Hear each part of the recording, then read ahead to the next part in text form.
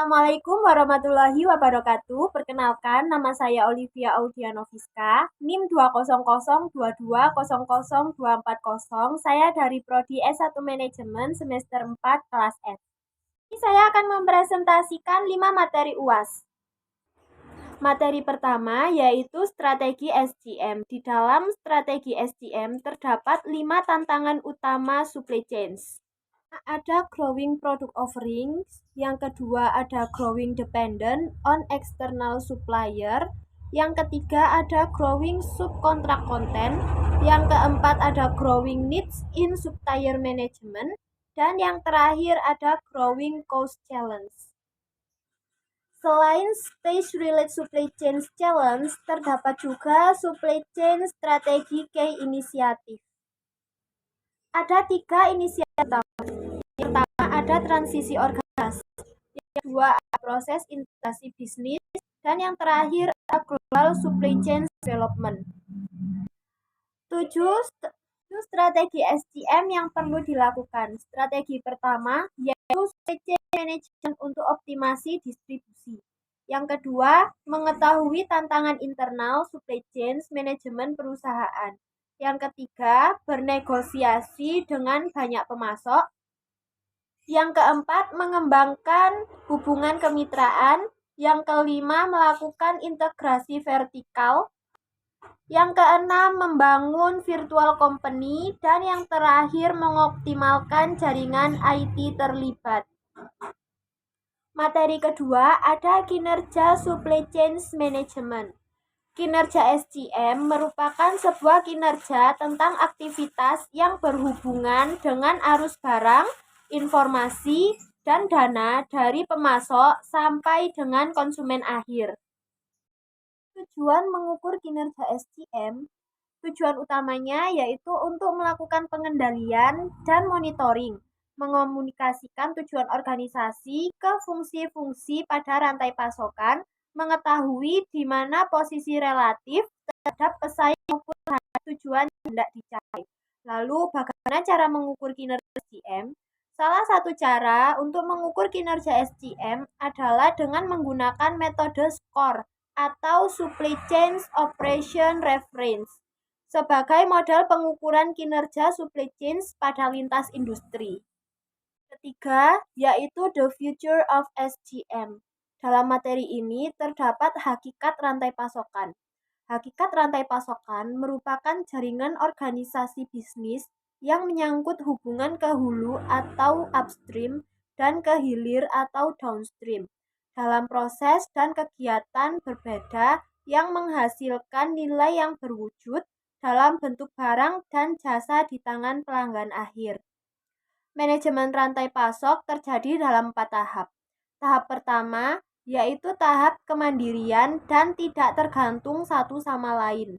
Yang kedua, kesadaran pentingnya integrasi perencanaan, walaupun baru pada bidang yang terbatas. Yang ketiga, integrasi pengawasan dan perencanaan atas semua fungsi terkait dalam satu perusahaan. Dan yang terakhir ada integrasi total. Yang kedua ada keunggulan MRP, yaitu kemampuan untuk membangun, memiliki, dan mempertahankan keunggulan kompetitif. Yang kedua, kemampuan membedakan diri di mata konsumen dan pesaing. Dan yang terakhir, bekerja dengan biaya rendah atau mendapat laba yang tinggi. Yang ketiga, ada keuntungan produktivitas, yaitu makin besar volume produk suatu barang, maka biaya persatuan barang akan semakin kecil. Yang kedua, pangsa pasar akan menaikkan volume produksi dan akan menurunkan biaya produksi per satuan barang. Yang ketiga, ada value advantage, yaitu konsumen tidak saja membeli barang atau produk, tetapi membeli keuntungan atau benefit. Yang kedua, untuk mendapatkan value advantage, perusahaan harus menciptakan nilai tertentu pada segmen pasar tertentu. Yang keempat, ada MRP support kompetitif, yaitu menghilangkan sikap membangun kerjaan sendiri, mengembangkan manajemen logistik menjadi manajemen rantai pasok, dan aliran koordinasi yang baik antara upstream dan downstream secara urut dan akurat. Yang kelima ada MRP Support Value Advantage, yaitu mencari jenis dan tingkat layanan yang dikehendaki konsumen, menciptakan layanan yang disesuaikan secara lebih unggul, dan yang terakhir ada ketersediaan barang, pengiriman cepat, dan tepat waktu. Productivity Advantage, yaitu mengurangi inventory sampai tingkat yang direncanakan, mengutamakan kapasitas yang ada semaksimal mungkin, melakukan perencanaan seperti inventory control, manufacturing, and distribution, dan yang terakhir yaitu mengoptimalkan harga pembelian barang. Filosofi MRP yaitu mengelola supply sejak dari sumber bahan mentah sampai kas sebagai suatu kesatuan yang integratif dan bukan mengelola supply of goods sebagai suatu seri dari kegiatan-kegiatan yang pisah. Materi keempat yaitu multi-item inventory. Dapat kita lihat pada tabel berikut ini. Untuk menemukan order all produk, yaitu pertama 12.000 dikali 9,8 dan hasilnya adalah order size senilai 1.231.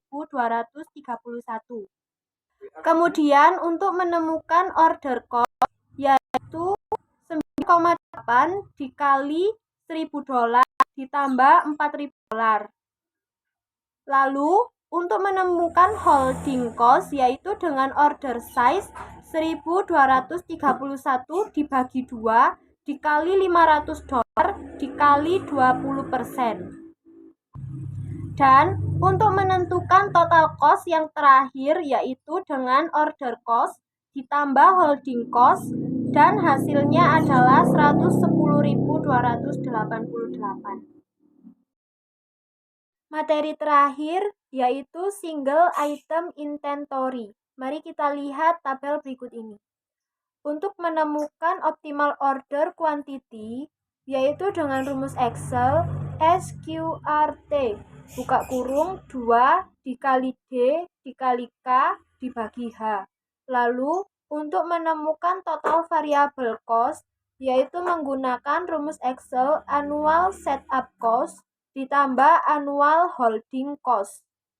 Baik, sekian presentasi dari saya. Mohon maaf apabila ada kesalahan kata. Saya akhiri. Wassalamualaikum warahmatullahi wabarakatuh.